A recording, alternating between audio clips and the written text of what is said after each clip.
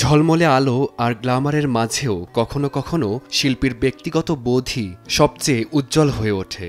যিনি একসময় বক্স অফিসের সঙ্গে পাল্লা দিয়ে এগিয়েছেন, তিনি এখন নিজের লক্ষ্যকে ভিন্ন আঙ্গিকে দেখতে চাইছেন। এখন দীপিকা পাড়ুকোনের সিদ্ধান্তে থাকে না বাজেটের হিসাব কিংবা বক্স অফিস, বরং বাস্তবিক এবং সামাজিক বার্তা নির্ভর গল্পেই তার পক্ষপাত।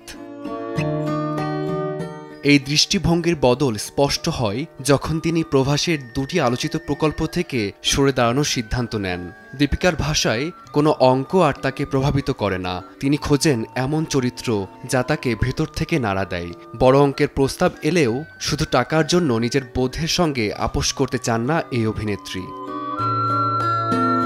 এই পর্যায়ে এসে নতুনদের সঙ্গে কাজ করায় তাকে সবচেয়ে বেশি উজ্জীবিত করে। তরুণ লেখক, পরিচালক বা প্রযোজকের পাশে দাঁড়ানোর সুযোগকে তিনি দেখেন সম্ভাবনার এক নতুন দরজা হিসেবে। নিরাপদ পরিসর থেকে বেরিয়ে নতুনদের জায়গা করে দেওয়াকেই দায়িত্ব বলে মনে করেন তিনি।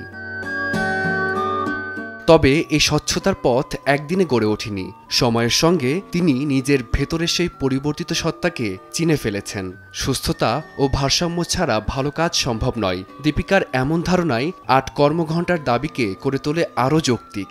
তার বিশ্বাস, নিজের শরীর মনকে যত্নে রাখলে তবেই শিল্পী সত্যিকার অর্থে নিজের সেরাটা দিতে পারেন।